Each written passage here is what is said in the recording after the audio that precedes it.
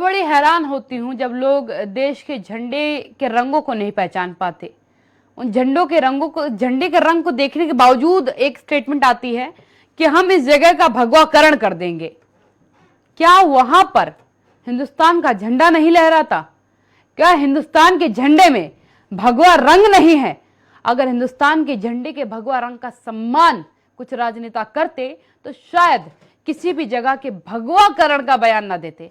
आज इस भगवाकरण पर ही चर्चा करेंगे, क्योंकि आज जो बयान आया है वो राष्ट्रवाद बनाम भगवाकरण निकलकर सामने आया है। नमस्कार, संडे डिबेट के साथ मैं हूं काव्य नाटियार।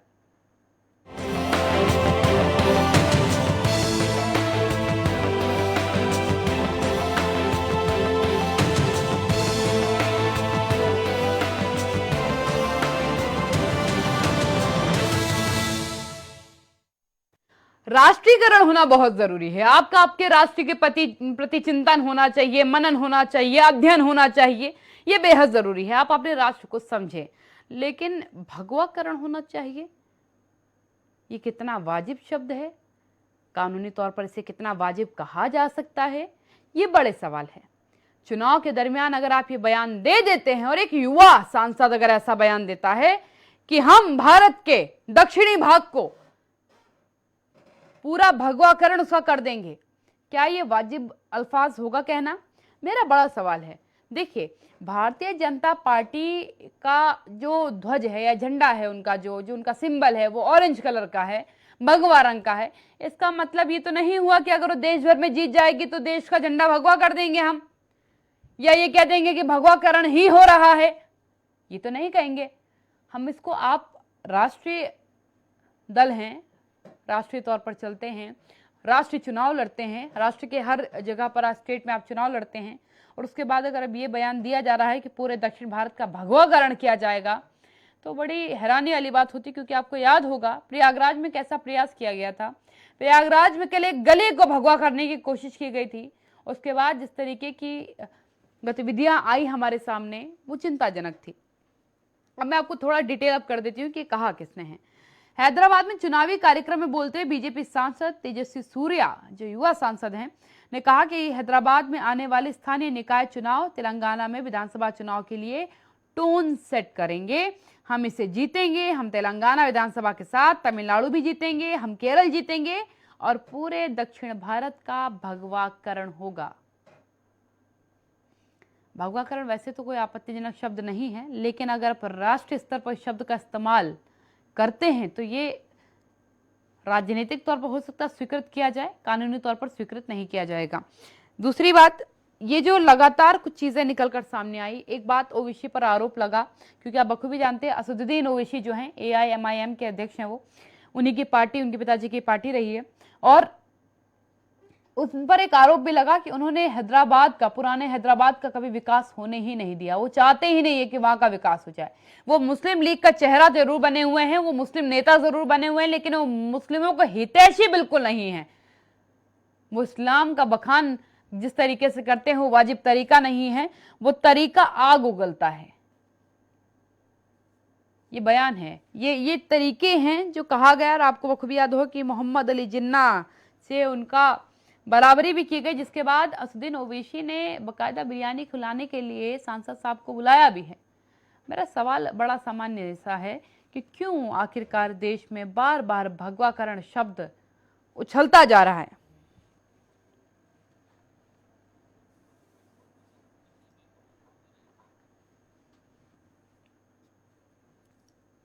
मेरे साथ मेरे पैनलिस्ट मौजूद है, आपका परिचय कराती हूँ, चर्चा की शुरुआत करती हूँ। संतोष यादव जी हैं, प्रवक्ता हैं RLD से, और KD सिंह जी हैं, एडवोकेट हैं मेरे साथ।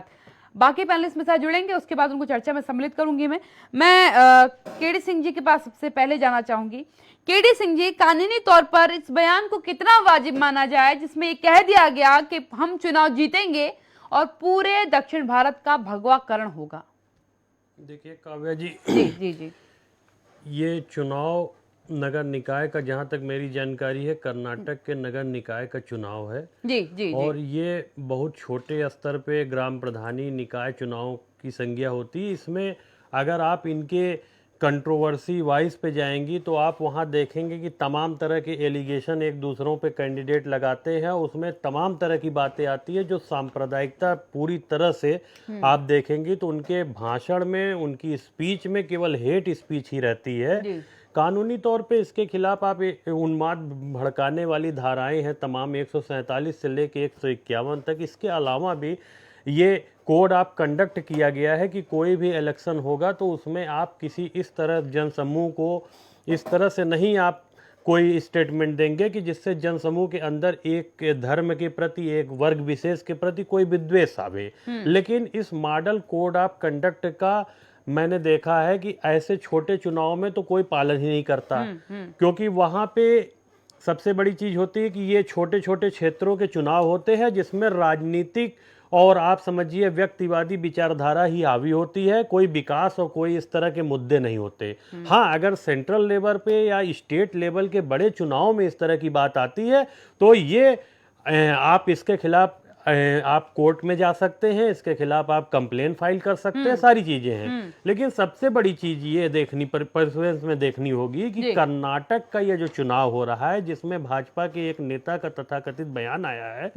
ये एक छोटे चुनाव के संदर्भ में उनकी बातें कहते हुए आया है। भगवाकरण कहना या देश का राष्ट्रीयकरण अगर ये चीज कही गई होती तो एक परसुएंस में जाती कि नहीं है सही तथ्यात्मक अच्छी चीज में कहा जाता, उसको संवैधानिक तौर पर स्वीकार किया जा सकता था राष्ट्रीयकरण शब्द। जी, लेकिन आप जिनके बात कह रहे हैं ओवैसी साहब के स्टेटमेंट इस तरह के हैं, अगर वहां पे देखा जाए, उनके कल एक सांसद ने कहा कि मैं शपथ नहीं लूंगा क्योंकि हिंदुस्तान शब्द लिखा गया है कॉन्स्टिट्यूशन में, भारत हुआ। कॉन्स्टिट्यूशन के जो शपथ का मसला रहा वो आप क्योंकि एडवोकेट है, आप बखूबी इस बात को जानते हैं कि 3 भाषाएं हैं जिसमें आप शपथ ले सकते हैं, अंग्रेजी, हिंदी और उर्दू। उर्दू का अल्फाज है हिंदुस्तान, और उन्होंने उस हिंदुस्तान शब्द पर ऐतराज जताया और कहा कि मैं भारत कहूंगा। और मैं हैरान हुई इस बात पे, मैंने चर्चा भी करी आज कि क्यों आखिरकार जो है अनुमति मिल गई कि आप इसमें भारत कह लीजिए, जबकि कॉन्स्टिट्यूशन में कहा गया है कि जो उसका मूल स्वरूप है, शपथ का मूल स्वरूप है, आप उसे बदल नहीं सकते हैं। लेकिन अब ऐसा लग रहा है कि राजनीति स्वेच्छा से होने लगी है, जो मन कर गया वो ठीक। एक असेंबली वाले इलेक्शन को जीत के अगर कोई व्यक्ति आता है, वो इस तरह की कॉन्स्टिट्यूशन की भाषा पे अगर ऐतराज करता है तो इसका मतलब है कि न उसकी आस्था कॉन्स्टिट्यूशन में है, न देश के प्रति है, और न ही किसी आप समझिए कि देश की परंपरा के प्रति है। सबसे बड़ी चीज है कि अगर कॉन्स्टिट्यूशन में सब लोग शपथ आज इतने दिन से हिंदुस्तान कहते हुए ले रहे हैं तो आपको आपत्ति क्या है? अगर आप हिंदी का पर्चा उठा लेते, मेरा तो सीधा मानना है, अगर आपको हिंदुस्तान में ऐतराज था तो आप हिंदी का पर्चा उठाते, हिंदी में आप शपथ लेते, अंग्रेजी में लेते। बिल्कुल सही बात, आप इंग्लिश में लेते, इंडिया कहते, वो अलग बात थी। लेकिन सबसे बड़ी चीज है कि ओवैसी का भाषण हो चाहे उनके लोगों का भाषण हो, एक जाति विशेष की भावनाओं को भड़काते हैं। ओवैसी जी तो क्लियर कहते हैं ना कि हिंदी, हिंदू और हिंदुस्तान शासक नहीं होगा कभी भारत का। वही चीज मैं कह रहा हूं, वो जो शब्द हिंदू लगा है उससे ऐतराज है उन्हें। काव्या जी, ये राजनीति इतनी गिरी स्तर की हो रही है कि कोई कभी चाटा मारने की बात कहता है, कोई कहता है हम इसको इंडिया से काट देंगे, कोई कहता है टुकड़े टुकड़े गैंग चलाएंगे। आखिर ये राजनीति जा कहां रही है, इसका एनालिसिस करना होगा। और अब इसका एनालिसिस राजनीतिक पार्टियों के लिए नहीं छोड़ना होगा, आम जनमानस को सचेत होना होगा। अगर चुनाव आयोग ने नोटा दिया है तो नोटा इसलिए नहीं दिया है कि आप इसको खाली बटन को देखेंगे, नोटा इसलिए दिया गया है कि अगर भाजपा, कांग्रेस, सपा में से कोई कैंडिडेट आपको सही नहीं लगता है तो आप नोटा दबाइए, और ये करना पड़ेगा। अपराधीकरण, जब नोटा की संख्या वोटों में ज्यादा प्रतिशत में होने लगेगी तो कहीं ना कहीं चुनाव आयोग समझ जाएगा कि हालात जो हैं वो संभालने की स्थिति पर आ चुके हैं। बिल्कुल, जो हो रहा है उसे जनता स्वीकार नहीं कर रही है। ये सारी राजनीतिक पार्टियों के लिए एक आईना होगा। और मैं आपसे एक चीज पूछता हूं कि हमारा हिंदुस्तान सनातन धर्म परंपरा को मानता है, अगर इसमें हम हिंदू की बात करते हैं, अगर हिंदुस्तान की बात करते हैं, या एक धर्म को, किसी धर्म को कुचलने की बात ना करना, लेकिन अपनी परंपराओं को मनाने की बात करना, दीपोत्सव करना या हिंदू धर्म की किसी परंपरा को बढ़ा चढ़ा के करना, कहीं से मेरे हिसाब से कहीं से अन्याय नहीं है। संविधान सबको अपने धर्मों का पालन करने का, अपने धर्मों की इजाजत, लेकिन देखिए आप इसी अलग, अगर मैं हिंदू हूं और मैं मुस्लिम किसी कम्युनिटी की चीजों को पढ़ना चाहती हूँ, समझना चाहती हूँ, उसके लिए भी मुझे कॉन्स्टिट्यूशन राइट देता है कि हाँ आप बिल्कुल पढ़ सकती हैं। बिल्कुल सही बात है। और एक चीज आप ध्यान लीजिए कि इंडिया के अलावा किसी भी देश मुस्लिम कल्चर में किसी भी मुस्लिम व्यक्ति को दूसरी शादी करने के लिए कानून से परमिशन लेनी होती है या राज्य सरकार से, लेकिन हिंदुस्तान में मैं बताऊं आपको कि का कानून चलता हिंदुस्तान में शरीयत का कानून, उसमें छेड़छाड़ करके यहां 4 शादियां करने, मतलब एक कानून के पैरेलल की सत्ता आप चलाने के आदी हो गए हैं। अगर दिवाली में कहा जाता है कि पटाखा नहीं जलाएंगे, सुप्रीम कोर्ट ने कहा, तो हिंदुओं ने अगर माना तो लाउड स्पीकर नहीं, देखिए हमने तो देखा कि किस तरीके से मैं इसमें बताऊं काव्या जी, इसकी अगर जांच हो तो इसमें प्रशासनिक मशीनरी फेल होगी, क्योंकि संबंधित थानों पे संबंधित तहसीलदारों ने पैसा लेके पटाखे बिकवाने का काम किया। लेकिन एक बात मैं बता रहा हूं, अगर यह सख्ती से रोक न होती तो एनजीटी की जो गाइडलाइन थी कि पॉल्यूशन बढ़ जाएगा, वास्तव में पॉल्यूशन कई स्तर बढ़ जाता, लेकिन कम से कम कुछ प्रकृति ने भी थोड़ा साथ दे दिया, प्रकृति ने साथ दिया और कुछ कंट्रोलिंग रही, कुछ बुद्धिजीवी वर्गों ने पटाखे नहीं खरीदे। लेकिन मैं ये कहता हूं कि जब सुप्रीम कोर्ट, हाई कोर्ट कहता है लाउड स्पीकर नहीं बजना चाहिए, उसके बाद भी लाउड स्पीकर क्यों बजता है, क्यों अजान होती? देखिए, अगर आप इस परिप्रेक्ष्य में आएंगे तो आपको दोनों धर्मों को मानना, हम दो हमारे दो तो सबके दो, ये नारा होना चाहिए। हम दो हमारे दो नहीं होना चाहिए। एक व्यक्ति विशेष को या एक वर्ग विशेष को जनसंख्या नियंत्रण कानून आते ही चिंता होने लगती है। ये कौन सा नियम है? हम दो हमारे दो तो सबके दो होंगे, क्योंकि देश के संसाधनों का हम इस तरह बंटवारा हो जाएगी। ये तो जंगे मैदान हो जाएगी। जंगे मैदान नहीं होगी, ये हो जाएगी। पॉपुलेशन होता आया है। अगर मुस्लिम समुदाय को टारगेट एक तरीके से कह लीजिए आपकी जनसंख्या नियंत्रण पर किया जाता है, तो हमारे ही धर्म के या फिर बीजेपी के कुछ नेता कह देते हैं कि आप 7-8 बच्चे करिए, पालने के लिए हमें दे दीजिए, लेकिन भले उन्होंने खुद कभी शादी ना करी हो, एक बच्चा ना उनका, लेकिन वो दूसरा से कह देंगे। मुस्लिम में भी जो पढ़ा लिखा तबका है वो एक शादी कर रहा है, आपको खिलाने के पैसे नहीं है, वो आप 4 शादियां कर रहे हैं। उन बच्चों का क्या विकास होगा? कोई अंडे बेचेगा, कोई साइकिल बनाएगा, और उसके बाद उनके अंदर सांप्रदायिक उन्माद इस तरह फैलाया जाएगा कि देश को बांटा जाएगा। इसलिए जनसंख्या भगवाकरण शब्द, संतोष जी के पास जा रही है। संतोष जी, भगवाकरण शब्द भी तो उन्माद बढ़ाने वाला शब्द है। मेरा मानना है अगर आप जीतेंगे तो आप कहिए ये कि लोकतंत्र जीत जाएगा, आपका विकास। जैसे सूर्या ने, जो सांसद है सूर्या जी, उन्होंने कहा कि असदुद्दीन ओवैसी ने पुराने हैदराबाद का विकास नहीं किया। इस जगह पर यह भी कह सकते थे कि जो साउथ आज तक की पार्टियों की वजह से विकसित नहीं हो पाया या जो विकास वहां नहीं किए गए हैं, हमारे आने के बाद वो विकास करेंगे और इस विकासशील देश को विकसित की कैटेगरी में हम लाकर खड़ा कर देंगे। मैं इसको बिल्कुल वाजिब कह देती। नहीं काव्या जी, मैं तो ये कहना चाहता हूँ कि जो हमारे सांसद सूर्या जी हैं, उनका जो बयान है वो एक जुमला है। बीजेपी पार्टी का एक काम है कि जब भी कोई चुनाव कहीं पे होता है तो एक नया जुमला वो खोज लेते हैं। पश्चिम बंगाल का चुनाव होने वाला, वहां का जुमला अलग तैयार होगा। कर्नाटका का भाई साहब ने बताया कि चुनाव होने वाला, वहां का जुमला उनका अलग होगा। बिहार में जब चुनाव होने वाला था, में भी होने वाले हैं, तेलंगाना में भी बिहार का जुमला उनका चला। उसके बाद उन्होंने वैक्सीन फ्री लगाना शुरू कर दिया।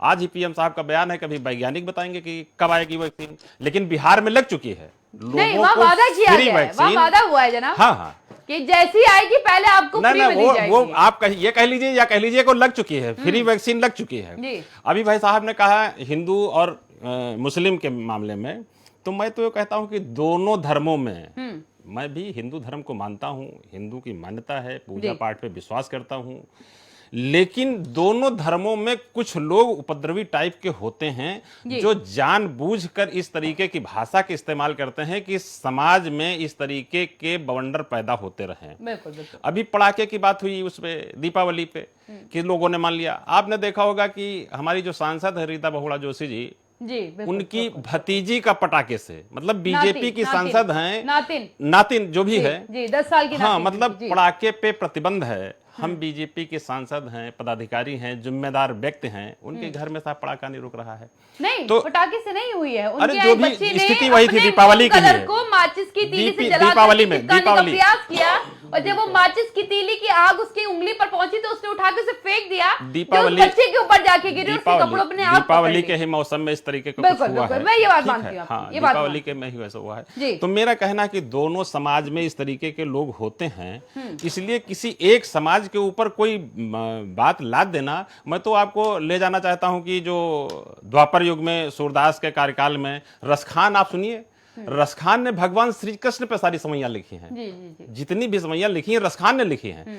तो ये कहना कि नहीं कोई व्यक्ति नहीं, हाँ मैं कहता हूं कि उसमें लोग गलत होंगे। हमारे हिंदू समाज में भी तमाम लोग भड़काऊ भाषण देते रहते हैं, वहां भी लोग देते रहते हैं, लाउड स्पीकर, वो उनका एक नहीं, प्रकार मेरा का। सवाल है कि मेरी बात सुन मेरा लीजिए, सवाल एक है मिनट कि- मेरी बात सुन लीजिए। जी। मेरा कहना है कि दोनों धर्मों में जो धर्म का धंधा करते हैं, दोनों धर्मों में जिन लोगों ने धर्म को धंधा बना दिया है, उसी से उनकी रोटी रोजी चलती है, उसी से उनकी पहचान है, उसी से उनकी मान्यता है, उसी के आधार पे वो इस तरीके का काम करते हैं कि समाज में नफरत फैलाओ, जी। और समाज में नफरत फैलाने के बाद अपनी पहचान बनाओ। जी। ये जो अवैसी साहब हैं, अब इनका जो भी भाषण होता है, आप देखिएगा, जो भी इनका भाषण होगा वो बीजेपी को ही फायदा करेगा, और बीजेपी का जो भाषण होगा वो अवैसी साहब का फायदा करेगा। किसी दूसरी पार्टी पे वो बात नहीं लागू होती है।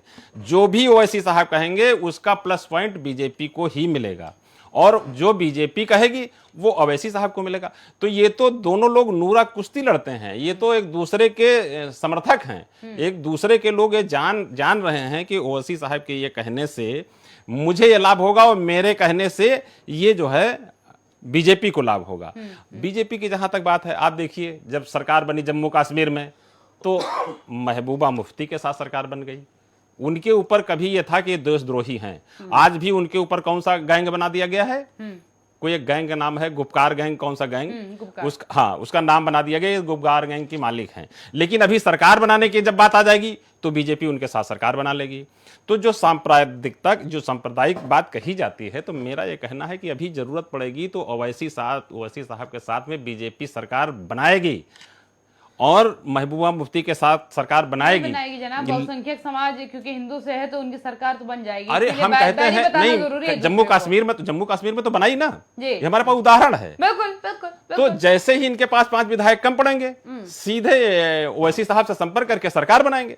तो ये किसी के ऊपर लादना कि नहीं साहब वो है, ऐसा है, वैसा है, दूसरी पार्टियों के विषय में कहना, ये जो है केवल जुमलेबाजी करके जनता की मूल भावनाओं से, मूल समस्याओं से ध्यान भटकाने का काम बीजेपी करती है।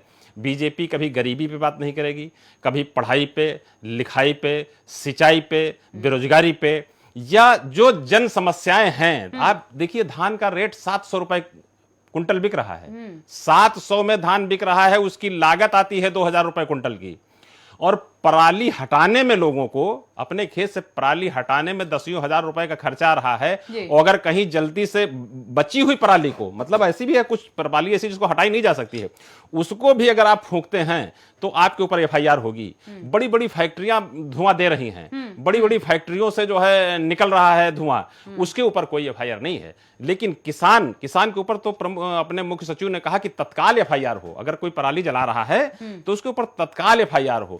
तो मेरा कहना कि सरकार जो है मूल समस्याओं से भटकाने के लिए कुछ काम ऐसे करती है जो किसान, नौजवान को, बेरोजगार को, इनसे ध्यान हटाइए। आप पराली पे FIR करा दीजिए, जुमलेबाजी कर दीजिए कि साहब मैं भगवाकरण कर दूंगा। सब जो है जुमलेबाजी है केवल, जानबूझ के। चलिए केडी सिंह जी के पास में जाऊंगे। केडी सिंह जी, बड़ी बात है क्योंकि तेजस्वी सूर्या ने एक स्टेटमेंट और दी कि अगर आप यहाँ ओवैसी को वोट देते हैं तो वो महाराष्ट्र, कर्नाटक और बिहार में मजबूत हो जाएंगे।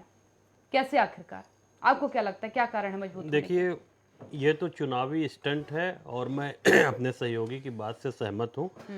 लेकिन मैं ये कहता हूँ कि सबसे पहले तो ये देखना चाहिए कि अगर इस तरह का एलिगेशन लगा है तो सांसद का रिपोर्ट कार्ड तो वहाँ की जनता खुद ही बताएगी, पहली चीज। और दूसरी चीज मैं कहता हूँ कि जब हर साल बच्चे का टेस्ट होता है, हर साल प्रतियोगिता परीक्षा पास करके तमाम ब्यूरोक्रेट्स आते हैं, जी। तो क्यों न इन सांसदों, एमएलए, एमपीओ का भी एक टेस्ट हो और इनका हर साल मूल्यांकन हो। अगर इन्होंने सांसद निधि या विधायक ऐसा मत कहिए केडी सिंह जी, आधे आधे नेता नहीं बन पाएंगे, फिर ये चिंता का विषय है। देखिए, आधे नेता नहीं रह पाएंगे। नेता बनेंगे। जी। आप ये बताइए कि सन 87 से हमारे यहाँ था कि जिस ब्यूरोक्रेट्स पे एलिगेशन भ्रष्टाचार का लगे उसको निकाला जाए।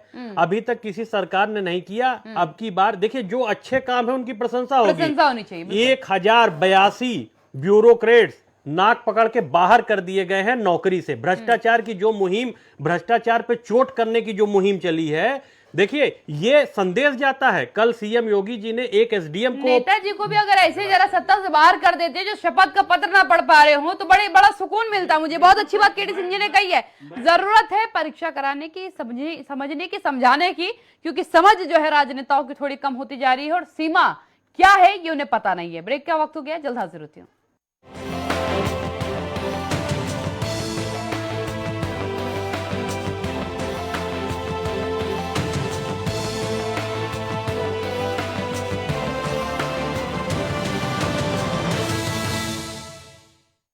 नमस्कार, मैं हूं अमिताभ बच्चन। देखिए, हम सब मिलकर नोवल कोरोना वायरस या कोविड-19 को फैलने से रोक सकते हैं। इसके लिए हमें बचाव के कुछ तरीके अपनाने होंगे।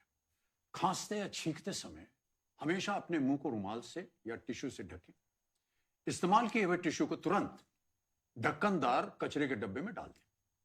अपनी आंख, नाक और मुंह को हाथ से न छुएं। आप अपने हाथों को समय समय पर साबुन और पानी से लगभग 20 सेकंड तक धोएं। भीड़ भाड़ वाली जगह पर जाने से बचें। अगर आपको खांसी, बुखार या सांस लेने में तकलीफ हो रही है, तो आप दूसरों से दूरी बनाए रखें। ऐसे लक्षण दिखने पर तुरंत अपने डॉक्टर से सलाह लें। अस्पताल में आप अपने मुंह पर मास्क या रुमाल जरूर रखें। अधिक जानकारी के लिए स्वास्थ्य एवं परिवार कल्याण मंत्रालय की हेल्पलाइन है 011-239-78046। अपनी सुरक्षा के लिए हमारी मदद कीजिए। बोल की लब आजाद है तेरे, बोल ज़बां अब तक तेरी है। तेरा सुतमा जिस्म है तेरा, बोल की जान अब तक तेरी है। बोल ये थोड़ा वक्त बहुत है, जिस्म ज़बां की मौत से पहले। बोल कि सच जिंदा है अब तक, बोल जो कुछ कहना है कह ले। इंडिया वॉच से जुड़िए, सिटीजन जर्नलिस्ट बनिए। जरा जोर से कहिए, मैं भी जर्नलिस्ट। इंडिया वॉच तक अपनी स्टोरी पहुंचाने के लिए स्मार्टफोन से तस्वीर खींचिए, अपने शब्दों में अपनी स्टोरी लिखिए, खुद भी सेल्फी मोड में जाइए और अपनी बात बुलंद आवाज में कह डालिए। सब कुछ हमारे व्हाट्सएप नंबर 8423399999 पर भेज दीजिए। हाँ, अपना नाम, पता, फोटो और स्थान लिखना मत भूलिएगा।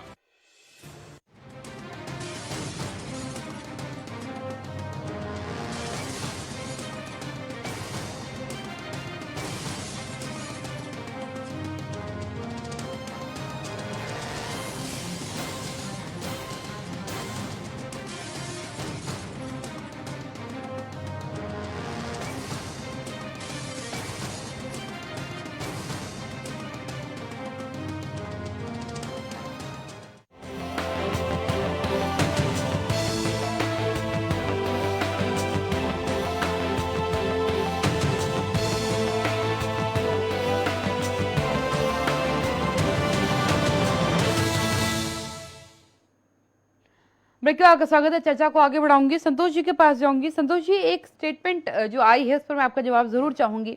कहा गया कि असदुद्दीन ओवैसी मोहम्मद अली जिन्ना के अवतार हैं, उन्हें वोट देने का मतलब है भारत के खिलाफ वोट देना। क्यों आखिरकार ऐसा?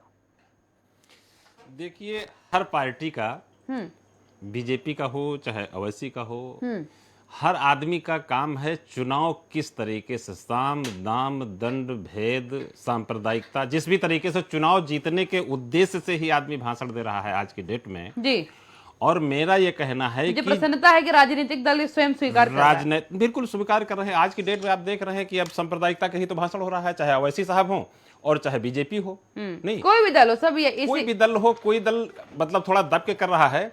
और लेकिन ये दो लोग तो बिल्कुल भारत में इस तरीके की स्थितियां पैदा कर रहे हैं कि लोग आमने सामने चुनाव नहीं लड़ेंगे, मार करने के लिए तैयार होंगे, जो स्थितियां पैदा हो रही हैं। जी भाई, हिंदू मुस्लिम का जो राइट होता है वो इसी विवाद से होता है कि हमने आपको कुछ कहा, कुछ आपने हमको कहा।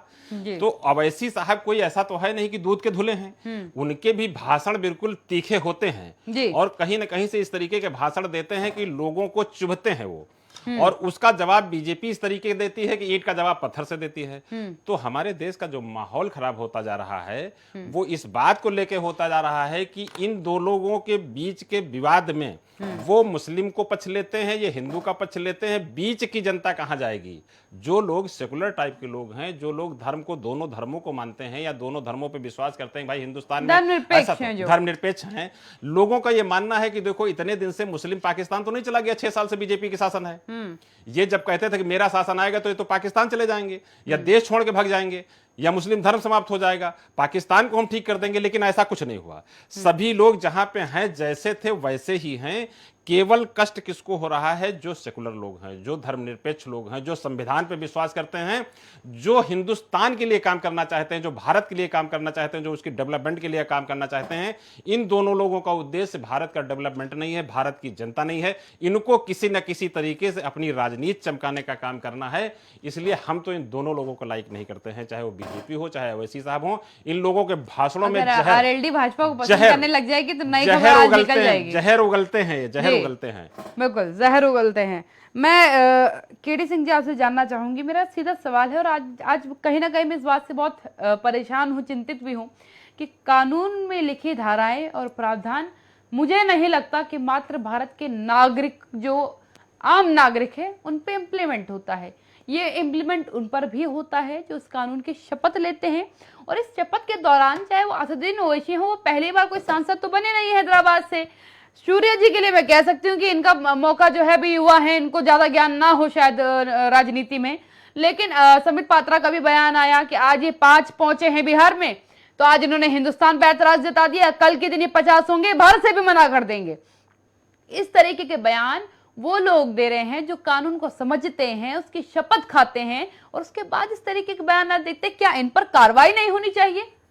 बिल्कुल सही आपने कहा। देखिए, इस तरह का बयान कोई भी अगर दे रहा है वो निश्चित तौर पे निंदनीय है, लेकिन कार्रवाई करने के लिए किसी एक व्यक्ति को कंप्लेन फाइल करना होता है। और सबसे बड़ी चीज है कि आज राजनीतिक प्रतिस्पर्धा है कि कौन कितना तीखा बोल लेता है, जहर उगल लेता है। तीखा तो तीखा बोले तो बर्दाश्त भी हो। बिल्कुल सही बात है। लेकिन मैं कहता हूं कि पार्टी का आला कमान क्या मूक दर्शक बना है? अगर वो 2-3 राजनेताओं पे कार्रवाई करे, अपने 2-3 नेताओं, चाहे भाजपा हो चाहे कांग्रेस हो चाहे सपा, अगर इस तरह की स्टेटमेंट देने वालों पे कोई कार्रवाई करे तो एक संदेश जाएगा, पहली चीज। दूसरी चीज सबसे बड़ी है कि आज बड़े बड़े राजनीतिक दलों के राष्ट्रीय अध्यक्ष इस तरह का स्टेटमेंट दे रहे हैं, तो आप क्या उम्मीद करते हैं कि उनके छोट भैया नेता या नए नए एमएलए एमपी इस तरह का भाषण नहीं देंगे? अगर ममता बनर्जी ये कह सकती हैं कि अगर प्रधानमंत्री मिले तो मैं उसके गाल पे चाटा मारूंगी, बताइए एक स्टेट के सीएम से आप इस तरह की उम्मीद कर सकती हैं? तो मैं वही सवाल मैं आपसे केडी सिंह जी कर रही हूँ कि मर्यादा इनकी समाप्त हो गई है, निर्धारण कौन करेगा? मर्यादा कहाँ है? मैं वही बात कह रहा हूँ कि अब जब इस तरह की चीजें आ जाएं कि हर राजनीतिक पार्टी एक दूसरे को नीचा दिखाने के लिए अपने शब्दों को स्तर इतना गिरा दे, तो ऐसे समय में केवल 2 लोग काम कर सकते हैं। या तो जनमानस के अंदर ये चेतना आवे और वो खुद मूल्यांकन करे कि हाँ, राहुल गांधी अगर विदेश में जाके भारत में लोकतंत्र खतरे में बता रहे हैं तो ये कितनी समझदारी, उसका जवाब जनता को देना पड़ेगा। या फिर न्यायपालिका का दरवाजा खुला है। समस्या हमारे यहाँ एक है, कंप्लेन फाइल कौन करे? बुद्धिजीवी वर्ग आगे आवे या विपक्षी पार्टी आवे? विपक्षी पार्टी आ नहीं सकती क्योंकि उनके स्टेटमेंट खुद ही भरे हुए हैं। तो समस्या सबसे बड़ी कंपटीशन इस चीज का नहीं कि काजल की कोठरी में सभी हमाम में सभी नंगे, तो इसलिए एक दूसरे पे कोई आक्षेप लगाने के जगह उस स्टेटमेंट लेवल से को और बढ़ा कितना- देते हैं। जी, उस स्टेटमेंट का लाभ कितना मिलेगा। देखिए, ये कोई भी अगर स्टेटमेंट दिए जाते हैं तो उनके पीछे एक कारण छिपा होता है। अगर कहा जाता है कि नहीं, हिंदू 8 बच्चे पैदा करें, तो ऐसे नेता गिरिराज जी हैं, कभी जो है साध्वी ऋतंभरा जी बोल रही हैं, तो क्या पार्टी आला कमान को इन पे कार्रवाई नहीं कर? मैं सारे लोगों की बात कर रहा हूं, लेकिन सबसे बड़ी समस्या ये है कि कार्रवाई कैसे करें जब हम आम में सब नंगे, पहली चीज। और दूसरी चीज है, आज आप देखिए राजनीतिक पार्टियां अपराधियों को टिकट देने में डर रही हैं। इसलिए डरती हैं कि हो हंगामा मचने लगता है। मैं एक छोटा सा उदाहरण दूं, उपचुनाव का मामला था, धनंजय सिंह है मल्हनी से लेने के लिए चुनाव, कभी इधर दौड़े कभी उधर, किसी राजनीतिक पार्टी ने नहीं दिया। क्यों? क्योंकि नागरिकों के अंदर एक चेतना आई कि अगर आप इस तरह के अपराधी का देंगे तो हम सोशल बाइकाट करेंगे, अपराधियों को हम नहीं पसंद करेंगे। यही अगर अंजाम रहा तो चाहे मुख्तार होंगे चाहे ब्रिजेश, ये चुनाव हारने लगेंगे। एक आज का युवा वर्ग जो वैमनस्यक तरह, देखिए कश्मीर में आप देख रहे हैं जितने भी पत्थरबाजी करते हैं या जो इस्लाम के तरफ या जो हिंदू में ही उन्मादी जो बन रहे हैं, कहीं ना कहीं से पैसा आता है। सीए का प्रोटेस्ट हो रहा था, पैसा कहां से आ रहा था? तो सारे लोग एक दूसरे को नीचा दिखाने के लिए और सांप्रदायिकता की आग में झोंकने का एक धंधा चला हुआ है, और यह धंधा फल फूल रहा है, चाहे हिंदू धर्म का हो चाहे मुस्लिम धर्म का हो। कुछ सिंडिकेट हैं और इन सिंडिकेट को जवाब तब मिलेगा जब आम जनमानस के अंदर एक चेतना आएगी। सिंडिकेट तो चलेंगे ना जनाब, जब राजनीतिक दल ही उनके बलबूते अपनी रोटियां सेक रहे संतोष जी, तो सिंडिकेट कैसे नहीं चलेंगे? मैं अगर मैं भाजपा से हूं, मैं मुस्लिमों को बुरा बताती हूं, वहां से ओवैसी जी खड़े जाते हैं, उनके भाई कह देते हैं आप 15 मिनट के लिए पुलिस रोक दीजिए, देखिए हम क्या कर देते हैं। अरे जनाब क्यों रोक देंगे? यहाँ लोकतंत्र चलता है, कानून व्यवस्था चलती है। पिताजी का राज थोड़ा ना चलता है कि आज हमने बंद कर दिया, जाओ तुम्हारा सबको खत्म कराओ। कानून है इस देश में, और खुदा की दया है हमारे ऊपर कि सबसे बड़ा और सबसे लेंजियस कानून हमारा है। उसके बावजूद हालत ऐसे है कि क्राइम सबसे ज्यादा भारत में होते हैं, नेताजी की सबसे ज्यादा बिगड़ी जुबान हमारे देश में है, सदन के अंदर आंखें मार दी जाती हैं, शायरियां मार दी जाती हैं। ये केवल हमारे सदन में होता है, बाकी मैंने कहीं नहीं देखा। ज्यादा हाथापाई होती देखी मैंने। ठीक है काव्या जी, जिस दल से मैं बिलोंग करता हूँ, जी अगर आप हमारे नेता माननीय अजीत सिंह जी को, माननीय नहीं, आपके दल की तो तारीफ हमेशा से हुई है, जानते अजीत सिंह हैं, जी तो जैसे मैं ये खासकर। कहता हूँ कि मेरे नेताओं की भाषा हमेशा मर्यादित रहती है। अभी आपने देखा होगा कि हमारे उत्तर प्रदेश की पुलिस ने हमारे नेता माननीय जयंत चौधरी पर लाठीचार्ज किया, बिल्कुल। उसको भी उन्होंने बर्दाश्त किया। जनतांत्रिक तरीके से उन्होंने 2-3 रैलियां जरूर की और ये कहा कि देखो ये जनतंत्र है, जनतंत्र में हमको कहीं जाने का राइट है, इसलिए आप मेरे ऊपर जो लाठीचार्ज कर रहे हैं ये मुझे जनता को बताना है। हमने कोई मुकदमा नहीं किया उनके ऊपर, हमने एफआईआर, उन्होंने तो इस तरीके की लाठीचार्ज किया था, हमारे ऊपर 307 हो रहा है।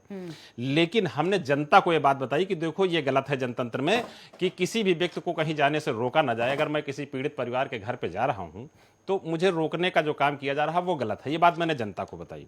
और रही बात भाषा की मर्यादा की, तो ये तो अब तार तार हो रही है। मतलब अधिकतम से अधिकतम लोग कहने के लिए तैयार हो गए हैं कि हम क्या, मतलब प्रतिस्पर्धा इस बात की है कि कोई आदमी अगर कुछ कह रहा तो उसके जवाब में हम क्या कहें। ये बात अवैसी साहब और बीजेपी में चल रही है। हर दल में चल रही है जनाब। नहीं, हर दल में तो नहीं, हर दल में चल रही है। जहर तो कोई नहीं बोल रहा है। इसका बड़ा सामान्य सा आप उदाहरण हमको आपको बता दे दीजिए सकती कोई हूँ। आदमी इतना जहरीला भाषण देता हो, एक आदमी का नाम बताइए जो जहरीला भाषण देता हो। भाई साहब ने राहुल गांधी का नाम किया, मैं उनका प्रवक्ता नहीं हूँ, हो सकता है उन्होंने विदेश में ऐसा कुछ कहा हो, मैं उस पर डिनाई नहीं करता। भारत के सम्मान पे जो व्यक्ति कहते हैं वो हमारे लिए उससे जहरीला और क्या हो सकता है जनाब? नहीं, वो शर्मिंदगी की बात है, लेकिन जहर घोलने का काम वो नहीं करते हैं। बिल्कुल, जहर नहीं घोलते, वो शर्मिंदगी का मैं उसको मानता हूँ कि अगर उन्होंने बयान बाहर से, कहा इस बयान है, से नहीं, विदेश इस में बयान अगर से संतोष जी मैं आपके सहमत नहीं, हूं। मैं उसको सहमत नहीं मैं हूं। निंदा करता हूँ। दिल्ली में अगर रामलीला मैदान पे खड़े होकर आप ये कह देंगे कि इस बिल का विरोध हमें सड़कों पर उतर कर करना पड़ेगा, और उसके बाद जो हमने हालात दिल्ली की सड़कों पर देखा, मैं ये मानती हूँ कि वो सही वाजिब बयान नहीं था। और एक वाजिब बात मैं ये कहती हूँ कि उस दरमियान में उन्होंने ये नहीं कहा कि कोर्ट या हाई मेरी कोर्ट बात को स्वतः संज्ञान लेते हुए इस मामले पर राजनीतिक दलों पर कार्रवाई कर देनी चाहिए। किसी कानून का विरोध करना, जी, जैसे इस समय 3 अध्यादेश आ गए हैं किसान के खिलाफ, मैं उसका खुलेआम आपके विरोध हो चैनल रहा से है, मैं विरोध बिल्कुल करता हूं। विरोध हो रहा है। आगे कहाँ 26 तारीख गोलियां को चली, किसान रैली कहाँ दिल्ली जा आगजनी रहे हुई, हैं। अब किसका दिल्ली सर में फोड़ा, सुनो, किसकी जान ले ली, दिल्ली में किसानों ने नहीं किया ना। मेरी बात नहीं, जान की बात मैं नहीं कर रहा हूं, मैं विरोध की बात कर रहा हूं कि विरोध लेकिन वहां से क्या आवाज दिखी ये थी, वो तो आपने भी संवैधानिक सुनी थी। राइट है। अगर कोई कानून बन रहा है या बनाया गया है तो जी। उसको संवैधानिक राइट है। मैं ये कहूं कि साहब ये विरोध गलत है। करने का बिल्कुल विरोध करने का राइट मेरा है, लेकिन जहर उगलने का राइट किसी को नहीं है। वो देश का चाहे जो व्यक्ति हो, चाहे जिस दल का हो, मैं उस बात से सहमत मैं नहीं वही हूं। कह रही हूँ कि दिल्ली के मन से जो बयान मैंने सुना या आम जनता ने सुना, ऐसा नहीं कि आपने नहीं सुना, वो बयान में आपने भी सुना।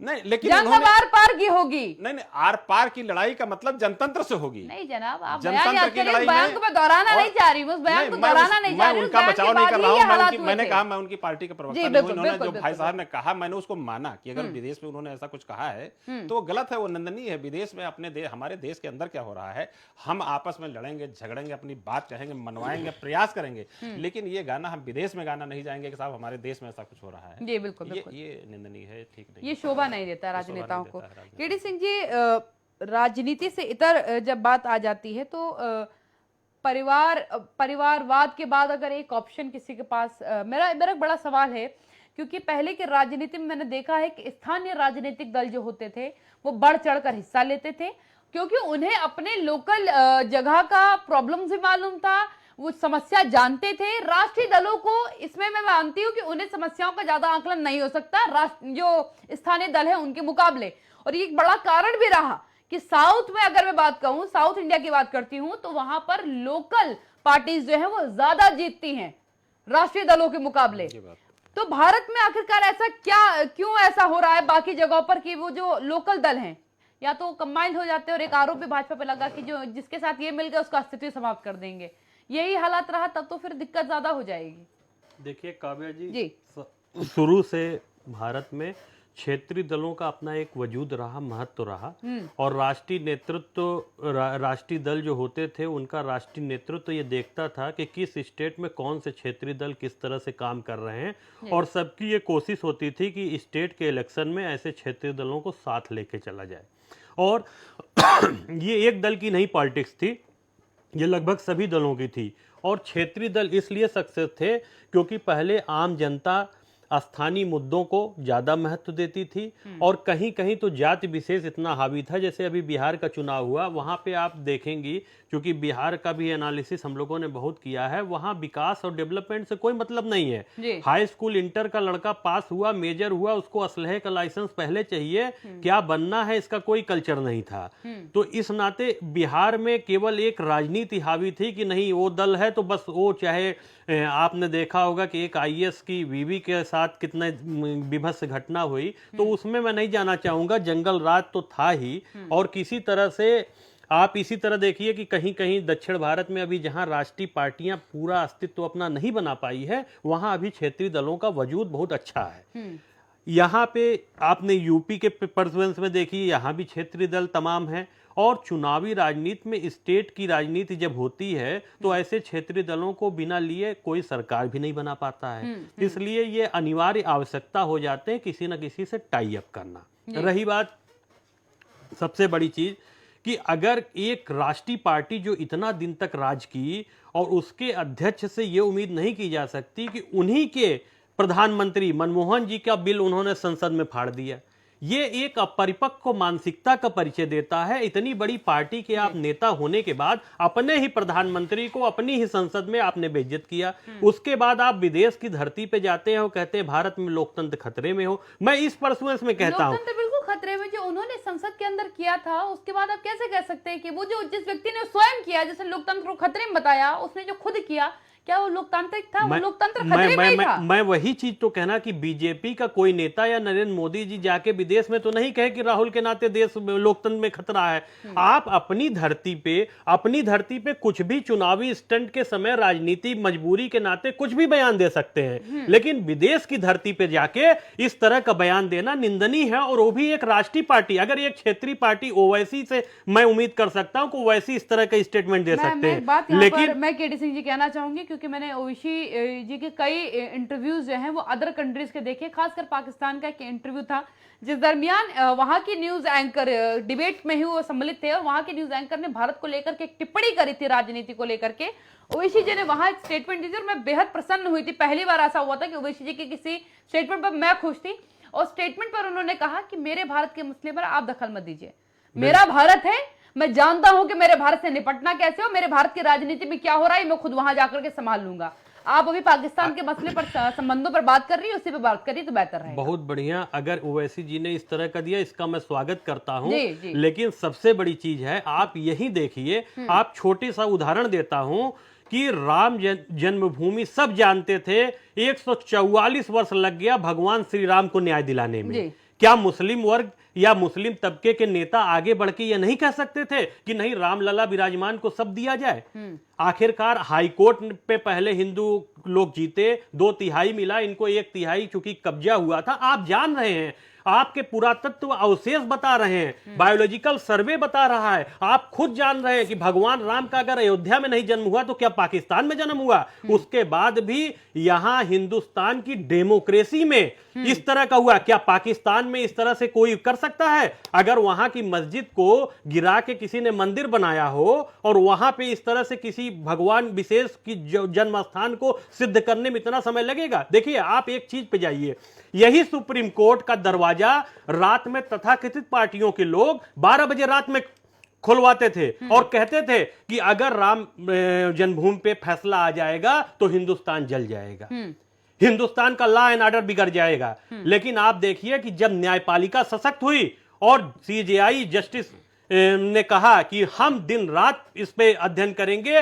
सप्ताह में 5 दिन सुनवाई करेंगे, लॉ एंड ऑर्डर संभालने का जिम्मा केंद्र सरकार का है, हम केंद्र सरकार से रिपोर्ट मांगते हैं। और इस परसुएंस में मैं बधाई देना चाहूंगा प्रधानमंत्री श्री नरेंद्र मोदी जी को। नरेंद्र मोदी जी ने कहा कि आप निष्पक्ष होकर फैसला दीजिए, जो भी फैसला आएगा लॉ एंड ऑर्डर मेंटेन करने की जिम्मेदारी हमारी। देखिए, सबसे बड़ी चीज होती है, अगर हमारे जवान सर्जिकल स्ट्राइक करते हैं तो आप उसका सबूत मांगते हैं, और कहां मांगते हैं? विदेश की धरतियों पे जाके कि नहीं नहीं ऐसा कुछ नहीं हुआ। इस तरह की अपरिपक्व मानसिकता का परिचय देके आप अपने देश को गिरा रहे हैं। और यही इसी नाते कांग्रेस ने जहां जहां जिससे टाई अप किया उसको भी ले बीता, और अपनी पार्टी का वजूद तो उनका खतरे में है ही। मैं एक बात कहता हूं, चाहे आरएलडी के जो है अजीत सिंह जी का, मैं कहता हूं कि उनका एक बुद्धिजीवी, उनकी एक अलग इमेज है, उनको एक बुद्धिजीवी वर्ग में गिना जाता है और किसानों का सबसे बड़ा नेता भी माना जाता है। लेकिन क्या यह सही नहीं है कि अगर किसान से संबंधित कोई बिल आया है और इसमें अगर कोई अच्छाई है तो उसको भी जागरूकता फैलाने का भी काम आपको करना चाहिए? ऐसा नहीं है। आज आप 80% जनता किसान कृषि पे आधारित है, और कृषि हमेशा घाटे का बिजनेस क्यों रहा? कृषि में हमेशा कभी आपको प्रॉफिट क्यों नहीं आया? इस चीज पे आपको गहन अध्ययन, हमेशा भारी पड़े। बिल्कुल सही बात है। तो बिचौलियों को हटाने के लिए अगर 1955 के कानून में अमेंडमेंट किया जाता है, अगर कहा जाता है कि एक किसान इतना सक्षम नहीं है कि वो अपने आलू को भंडारण सही जगह कर पाए क्योंकि कोल्ड स्टोरेज की संख्या कम है, और अगर इसमें निजी निवेश आता है और कोल्ड स्टोरेज बढ़ते हैं, तो जो आप देखती हैं कि आय में विषमता आती, कभी आलू 20 रुपया, कभी प्याज 100 रुपया होता है। मैं बता रहा हूं, मैंने कृषि बिल का पूरा अध्ययन किया है, और मैं बुलाता हूं कि अगर कोई भी मंच पे आवे डिबेट कर ले, मैं तीनों कृषि बिल की प्रतियों को आपको दिखा दूंगा कि इससे कितना प्रॉफिट। हां, अगर अधिकारी वर्ग इसमें बिचौलियापन न करे और शासन प्रशासन, उम्मीद करते हैं कि ऐसा होगा कि अधिकारी महकमा जो आपका है वो बिचौलियापना नहीं करेगा, वो कोई मसले पर मौका नहीं छोड़ता है जनाब। ये तो मैं बिल्कुल खुलकर कहती हूं। एक छोटा सा उदाहरण आपको देता हूं, अगर शासन प्रशासन सशक्त होगा तो बिचौलियों की सीमा घटेगी और अधिकारी डरेगा। आज तक तो घट नहीं पाई, और मेरे हिसाब से हर सरकार को मौका मिल चुका है सत्ता में आने का। एक छोटा सा उदाहरण, और नहीं हो पाया इसका मतलब ये हो ही नहीं सकता। एक छोटा सा उदाहरण आज आपको बता रहा हूं कि कभी ये होता था कि आपकी कंप्लेन लिखाने के लिए आपको दर दर भटकने पड़ते थे, थानों पे जाना पड़ता था। आज अगर आप थोड़ा सा जागरूक हैं, थोड़े से पढ़े लिखे हैं, और आप कुछ नहीं, जन सुनवाई सीएम हेल्पलाइन पे केवल एक कॉल कर देते हैं, आप खुद परेशान हो जाएंगे, इतनी कॉलें आएंगी। देखिए, जहां सुधार हो सकता है, जहां सुधार किया जाए, एक किलर मैंने इंस्टिंक्ट होनी अधिकारियों के चाहिए। बिचौलिएपने की बात करी जनाब। बिचौलिएपन भी इसी तरह खत्म होंगे जब आप ये बताइए कि आप कॉन्ट्रैक्ट फार्मिंग पे आ रही हैं, आप आलू अपने खेत में जैसे पैदा करेंगे, आपके पास खुद ही लोग आएंगे और कहेंगे आलू मैं 20 रुपया तय कर दिया हूं। जब आलू पैदा नहीं हुआ होगा उस समय भी आपके पास है, और सरकार, केंद्र सरकार जो ड्राफ्ट तैयार कर रही है जिससे एग्रीमेंट होगा, अगर कृषि बिल को पूरी तरह आप जानेंगी तभी उसकी मेरिट डिमेरिट जान पाएंगी। बिल्कुल, तो ये जरूरत है किसानों को भी समझने की। चलिए, मैं संतोष जी आपसे लास्ट सवाल लूंगी, क्यों आपको नहीं लगता कि अब जो है सरकार, एक जो पद पर बैठे, संवैधानिक पद पर बैठे नेता हैं, उन्हें अपनी बाउंड्री समझ जानी चाहिए कि अब जनता के सामने उनकी जो छवि है वो बहुत ज्यादा निचले स्तर पर पहुंच चुकी है। उन्हें समझना होगा, शब्दों पे संयम लाना होगा, अपना एक दायरा बनाना होगा जिसमें रह करके वो विपक्ष पर हमला बोले, चाहे कुछ भी करें, लेकिन एक दायरे में। इस तरीके से छीटा कसी करके, गाली गलौज करके, लातम घूस करके, थप्पड़ मार दूंगी, मुक्का मार दूंगी, ऐसे शब्दों से राजनीति नहीं अच्छी लगती ना। काव्या जी, केवल एक बात मैं भाई साहब से समझना चाहता हूँ, बहुत अच्छी बात इन्होंने उठाई है, जो मेरे दल की बात है, मेरे दिल की बात है। मैं भी किसान हूँ, तो मैं ये जानना चाहता हूँ कि पंजाब के स्टेट ने एमएसपी लागू किया, ठीक है, वहां पे हो गया कि जो भी होगा एमएसपी पे बिकेगा। यूपी में जिस जिले में भाई साहब चलना चाहें, मैं चलने के तैयार हूं। आपको 10 टाली धान लगा हुआ, भीगा हुआ, जो भीग गया बरसात में, लदा खड़ा है 10-10 दिन से, किसान जो है उसकी तौलाई नहीं हो रही है। ऑनलाइन जब वो अप्लाई करते हैं तो उनको 2 महीने बाद का नंबर आता है, दिसंबर और जनवरी का नंबर आ रहा है जी। और वो मजबूरी में वहां का जो बिचौलिया खड़ा, जो बिचौलिया शब्द की बात आई, वो वहां पे खड़े रहते हैं और वो 700 रुपए से लेकर के 1100 रुपए तक के कुंटल की धान खरीद करते हैं जी। तो मेरा ये कहना है कि ये जो कृषि अध्यादेश लाए गए हैं उसका क्या बेनिफिट किसान को मिला है? उसके ऊपर तो पराली जलाने की FIR हो रही है, उसको बचाने वाला कोई नहीं है। चलिए, समय में बस समाप्त हो गया संतोष जी, समय में बस समाप्त हो गया है। दोनों बहुत धन्यवाद वैसे चर्चा में सम्मिलित होने के लिए। एक बात जरूर कहूंगी कि अगर जनता के लिए एक सीमा है, एक बॉर्डर है, तो नेताओं के लिए भी होना चाहिए। बॉर्डर में रहकर, सीमा में रह करके अपनी बातें रखेंगे तो भविष्य बेहतर है, अन्यथा जनता सब देख रही है। संडे डिबेट फिलहाल इतना ही, आप बने रहिए इंडिया वॉच के साथ। नमस्कार।